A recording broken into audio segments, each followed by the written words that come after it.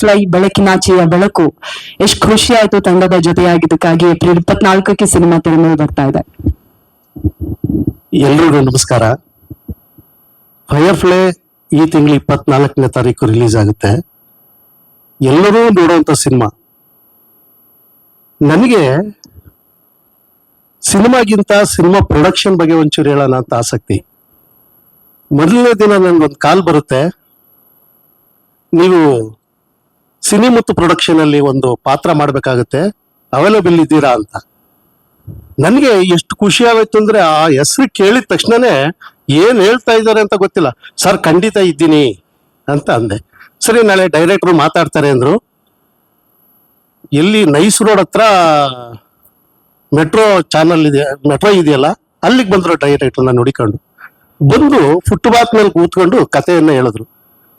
Sir, ನೀವು ದೊಡ್ಡಪ್ಪನ ಪಾತ್ರ ಮಾಡ್ತಾ ಇದ್ದೀರಾ, ಈ ತರ ಇದೆ ಈ ತರ ಇದೆ ಅಂತ ಕಥೆಯಲ್ಲಿ ಎಲ್ಲವನ್ನೂ ಹೇಳಿದ್ರು. ಅವ್ರು ಕತೆ ಹೇಳ್ತಾ ಇದ್ದಾರೆ, ನನಗೆ ಅವಕಾಶ ಸಿಕ್ಕಿದೆಯಲ್ಲ ಅದೇ ಒಂಥರ ಫೈರ್ ಫ್ಲೈ ಆಗಿದೆ. ನನಗೆ ಬೇರೆ ಏನು ಕೇಳಿಸ್ತಾ ಇಲ್ಲ. ಏನ್ ಹೇಳ್ತಿದಾರೆ ಕತೆ ಹೇಳ್ತಿದಾರೆ ಗೊತ್ತಾಗ್ತಾ ಇಲ್ಲ. ನಾನೇ ಹೀರೋ ಸರ್, ನೀವು ಹೀರೋನಾ? ಇದೇನು, ಅಯ್ಯೋ ನಾವು ಶಿವಣ್ಣ ಸಾರು ಮತ್ತಿನ್ಯಾರೋ ಮಾಡ್ಬೋದು ಅಂತ ಅಂದ್ಕೊಂಡಿದ್ವಿ. ಇರ್ಲಿ ಈಗಿನ ಹುಡುಗರು ಟೆಕ್ನಿಕಲಿ ತುಂಬಾ ಸ್ಟ್ರಾಂಗ್ ಆಗಿರ್ತಾರೆ, ಇದ್ರೂ ಇರ್ಬೋದು, ನಾವ್ ಯಾರನ್ನು ಲೇಜಿ ಮಾಡೋದ್ ಬೇಡ. ಆಯ್ತು ಸರ್, ನಾನು ಅವೈಲಬಲ್ ಇದ್ದೀನಿ ಅಂತಾರೆ. ಸರಿ, ಒಂದಿಷ್ಟು ದಿನ ಆದ್ಮೇಲೆ ಡೇಟ್ಸ್ ಬರುತ್ತೆ, ಸಟ್ಟಿಗೆ ಹೋಗ್ತೀನಿ. ಸಟ್ಟಿಗೆ ಹೋದ್ರೆ ನಮ್ಗೆ ರಾಜ ಆತಿಥ್ಯ. Sir good morning. ಈ ಪ್ರತಿಯೊಂದು ಪ್ರೊಡಕ್ಷನ್ ಅವರು, ಡೈರೆಕ್ಷನ್ ಟೀಮು, ಪ್ರೊಡಕ್ಷನ್ ಅವ್ರು, ಲೈಟಿಂಗ್ ಬಾಯ್ಸು, ಊಟ ಬಡಿಸೋರು ಪ್ರತಿಯೊಬ್ರು. ಏನಂದ್ರೆ ಈ ಮೊದ್ಲೇ ಈ ಮಾತು ಹೇಳ್ಬೇಕಾಯ್ತು. ಅಪ್ಪಾಜಿ ಅವ್ರ ಮನೆಗೆ ನಾವು ಈಗ ಸಾಯಂಕಾಲ 5 ಗಂಟೆಗೆ ಬಂದಾಗ ಆತಿಥ್ಯ, ನೀರು ಕುಡಿದ್ರಾ, ಕಾಫಿ ಕುಡಿದ್ರಾ, ಊಟ ಮಾಡಿದ್ರಾ, ಇದೇ ಮೊದ್ಲು ಅವ್ರು ಕೇಳಿದ್ದು. ಆ ಆತಿಥ್ಯನ ನಮ್ಗೆ ಏನಾಗುತ್ತೆ ಅಂದ್ರೆ ಒಂದು ಗೆಲುವಿಗೆ ಕಾರಣ ಆಗುತ್ತೆ. ಹಾಗೆ ಟೀಮ್ ಒಳಗೆ ಹೋಗಿದ ತಕ್ಷಣ ನಾವೇನೋ ಆಕ್ಟಿಂಗ್ ಮಾಡ್ಬೇಕು ಅಂತಂದ್ರೆ ಮಾಡ್ಬೋದು ಬಿಡು, ಎಲ್ಲರೂ ಪರಿಚಯ ಆಗಿದಾರಲ್ಲ ಅನ್ನೋ ಒಂದು ಇದಾಯ್ತು. ಆಮೇಲೆ ಒಂದಿನ ಇದ್ದಕ್ಕಿದ್ದಂಗೆ ಟೆಕ್ನಿಕಲ್ ಒಂದು ಕ್ಯಾಮ್ರಾ ಕೆಟ್ಟೋಗುತ್ತೆ. ಎಲ್ಲರನ್ನು ಪ್ಯಾಕಪ್ ಅಂತ ಹೇಳಿ ಕಳಿಸ್ಬಿಡ್ತಾರೆ ಬೆಳಿಗ್ಗೆ 7 ಗಂಟೆಗೆ. ಅವಾಗ ನಮ್ಗೆ ಅಯ್ಯೋ ಒಂದಿನದ್ದು ಪೇಮೆಂಟ್ ಹೋಗ್ಬಿಡ್ತಲ್ಲ, ಏನ್ ಮಾಡೋದು, ಹಿಂಗೋಗೋಯ್ತಲ್ಲ, ಪರವಾಗಿಲ್ಲ, ಏನೋ ಆಗಿದೆ, ಕೊಡ್ಲಿಲ್ಲ ಅಂದ್ರೆ ಪರವಾಗಿಲ್ಲ, ಹೋಗೋಣ ಅಂತ ಹೋದ್ವಿ. ಆದ್ರೆ ಅವತ್ತಿನ ದಿನ ಪೇಮೆಂಟ್ ಕೂಡ ಹಾಕಿದ್ದಾರೆ. ಅಷ್ಟು ದೊಡ್ಡ ಗುಣ. ನಮ್ಗೆ ಖುಷಿ ಆಗ್ಬಿಡ್ತು. ನಮ್ಗೆ ಎಷ್ಟು ಹೈಯೆಸ್ಟ್ ಪೇಮೆಂಟ್ ತಗೊಂಡಿರೋದು ಈ ಸಿನಿಮಾದಲ್ಲೇ. ನಾನು ಸುಮಾರು ಸಿನಿಮಾಗಳಲ್ಲಿ ಇದ್ ಮಾಡಿದೀನಿ, ಆದ್ರೆ ಅಷ್ಟೊಂದು ಪೇಮೆಂಟ್ ಕೊಟ್ಟಿಲ್ಲ. ಇಲ್ಲೇನೋ ಕೇಳಿದೆ, ಹೇ ಅಷ್ಟಕ್ಕೆ ಸರ್ ಓಕೆ ಅಂದ್ಬಿಟ್ರು. ನಾನು ಇದೇನಪ್ಪ ಇನ್ನೂ ಕೇಳ್ಬೋದಾಗಿತ್ತೇನೋ ಅಂತ ಅನ್ನಿಸ್ತು. ಅಲ್ಲ, ಅದೇ ದೊಡ್ಡದಾಗ ಹೋಗಿತ್ತು ನನ್ಗೆ. 10,000 ದೊಡ್ಡದಾಗ ಹೋಗಿತ್ತು. ಅಯ್ಯೋ, ಇವ್ರೇನು ಕನ್ಫ್ಯೂಸ್ ಮಾಡ್ಲೇ ಇಲ್ಲ. ಆಯ್ತು ಅಂದ್ರು, 1,000 ಕನ್ವೀನಿಯನ್ಸ್ ಕೊಟ್ರು. ಪೇಮೆಂಟ್ ಯಾವ ಡೇಟಿಗೆ ಬೇಕೋ ಆ ಡೇಟಿಗೆ ಬಿಡೋದು, ನಮ್ಗೊಂಥರ ಖುಷಿ ಆಗೋದು. ಸಟ್ಟಲ್ಲಿ ಹೋದ್ರೆ ಊಟ, ಮತ್ತೆ ಗೀತಮ್ಮರೇನೋ ಸ್ನ್ಯಾಕ್ಸ್ ಏನೋ 4 ಗಂಟೆ ಕಳ್ಸೋರಂತೆ ಎಕ್ಸ್ಟ್ರಾ. ಮತ್ತೆ 6 ಗಂಟೆ 7 ಗಂಟೆ ಆದ್ರೆ ಮತ್ತೆ ಊಟ ಇರೋದು, ಊಟ ಮಾಡ್ಕೊಂಡೇ ನಾವು ಮನೆಗೆ ಹೋಗ್ಬೇಕು. ಹಾಗಾಗಿ ಫೈರ್ ಫ್ಲೈ ನಲ್ಲಿ ದೊಡ್ಡಪ್ಪನ ಕ್ಯಾರೆಕ್ಟರ್ ಮಾಡ್ತಾ ಇದ್ದೀನಿ.